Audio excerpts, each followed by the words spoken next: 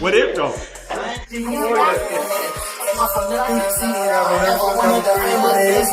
Terence Crawford has joined the growing list of professionals sparring with Gervonta Tank Davis as he prepares for the upcoming Jake Paul fight. It's an unexpected turn considering Crawford had earlier dismissed the matchup. Still, he believes his experience handling stronger punchers from lower weight divisions is exactly what Tank needs at this stage. This comes at a time when several developments are raising doubts about whether Gervonta will even stay in the fight. Let's catch you up. Here, he's working on his versatility.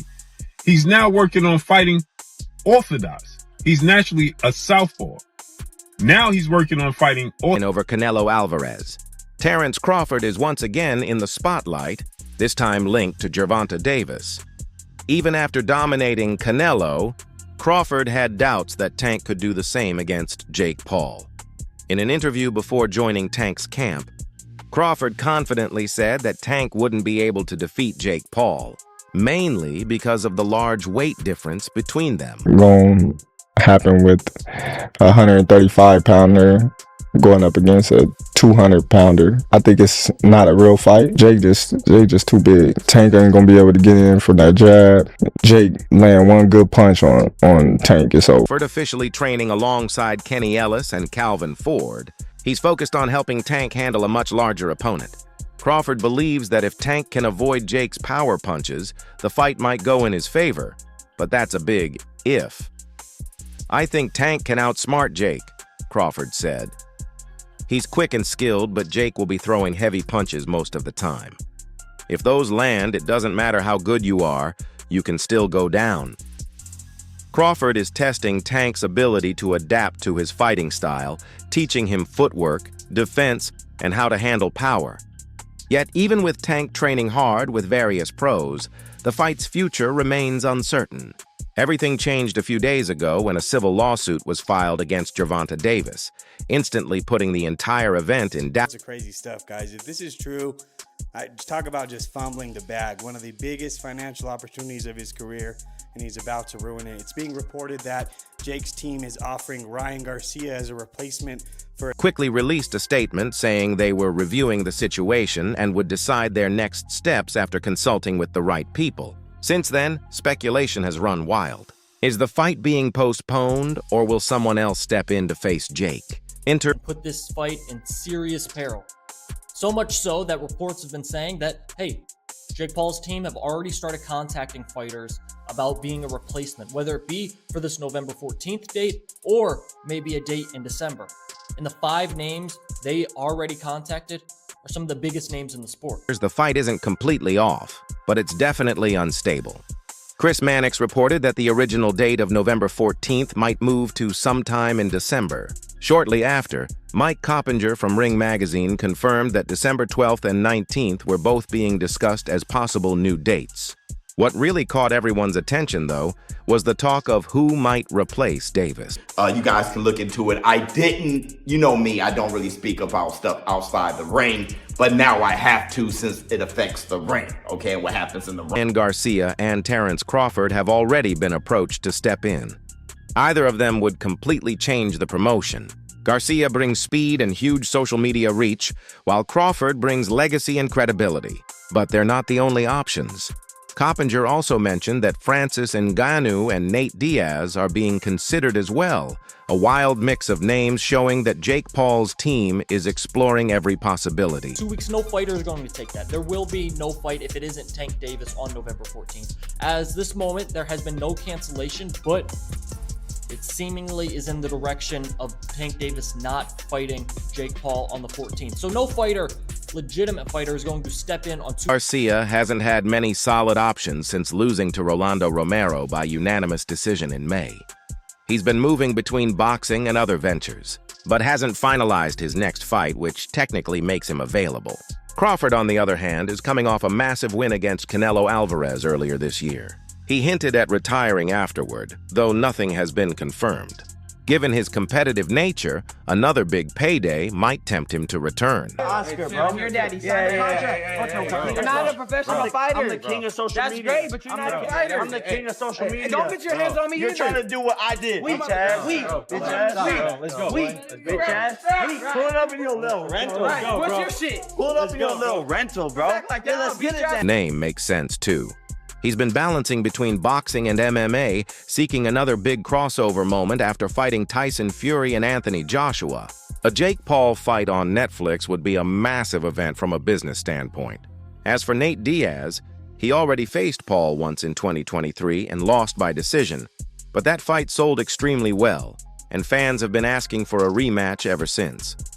Talks have come and gone, but with the uncertainty around Davis, Diaz might find himself back in the... That's small. I don't want to, you know what I'm saying? What do you think of the fight? I don't want to lose to somebody else. There's no point in the fight. It's a great fight, actually. You think I'm it's a not good hating fight? on the fight, but I think my thoughts on it is let's watch and see what happens. Ryan Garcia said that boxing is turning into WWE. Yeah, with that type of matchup. What do you agree? Last thing, White House card, like he said, you want Conor McGregor? Yeah, but the whole thing's on WWE. So Right. it's like, Seems to be out already. Ryan Garcia. Oscar De La Hoya, head of Golden Boy Promotions, has publicly shut down the idea. He said reporters have been calling non-stop about the Jake Paul versus Ryan Garcia rumor, and he made it clear it's not happening. The issue isn't interest or money, it's about broadcasting platform. Is this really the case? It has been reported by a couple of online periodicals, and if this is the case, then it says something about influencer, crossover and exhibition boxing.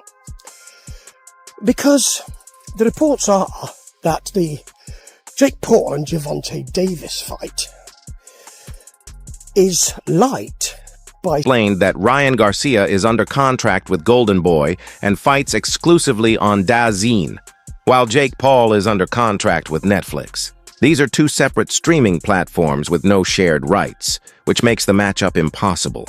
There's no way to make that fight happen unless both sides break their contracts, and that's not going to happen, De La Hoya stated.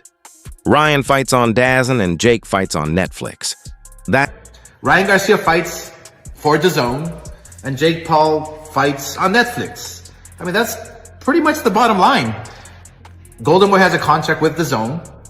Ryan Garcia has a contract with Golden Boy. And that's just the way it is. I mean, this is business.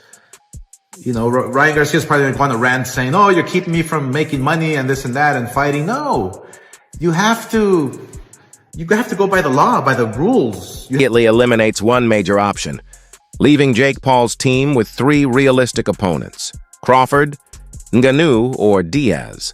Crawford would offer the toughest technical challenge. Uncu would bring unmatched spectacle across combat sports, and Diaz would bring familiarity and hype with minimal negotiation issues. An exhibition, but still, Tank versus Jake Paul. I thought she was going to say Tyson versus Floyd. Damn, she went even lower. I don't like it. I just want them to come out healthy. The reason why I don't like it is because anything could happen. And if anything happens, and all of a sudden Tank got to retire because of some kind of weird shoulder injury, trying to punch him, anything could happen. And I would just prefer for... Can't seem to catch a break when it comes to securing an opponent? Earlier this year, he tried to arrange a fight with Canelo Alvarez, but Turki Alalshik signed Canelo to a 4-fight deal before that could happen. Paul then turned to Gervonta Davis for an exhibition that had fans buzzing. It was new, risky, and exciting. But now, even that plan is hanging in uncertainty. Because check this out. Tank ain't gonna lose this fight. Hell no. Hell no. Tank ain't losing this fight. Too many holes.